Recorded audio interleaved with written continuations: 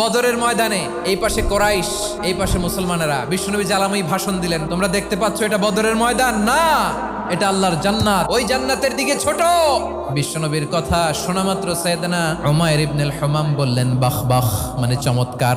বিশ্বনবী বললেন মা ইয়াহমিলুকা আলা কওলিকা বাখ বাখ ইয়া উমাইর, আমার এই কথা শুনে তুমি কেন বললা বাখ বাখ?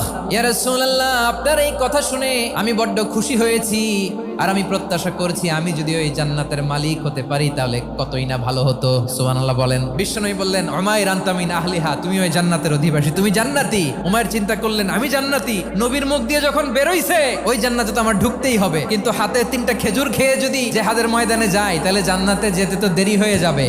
এই চিন্তা আসা মাত্রই খেজুর 3টাকে তিনি ছুঁড়ে মারলেন, তলোয়ার বের করে আল্লাহু আকবার বলে বদরের ময়দানে ঝাঁপিয়ে পড়লেন। আল্লাহর শত্রুদেরকে কচুকাটা করে এক পর্যায়ে শাহাদাতের সুধা পেয়ে নিজেও জান্নাতি হয়ে গেলেন। পড়েন সুবহানাল্লাহ।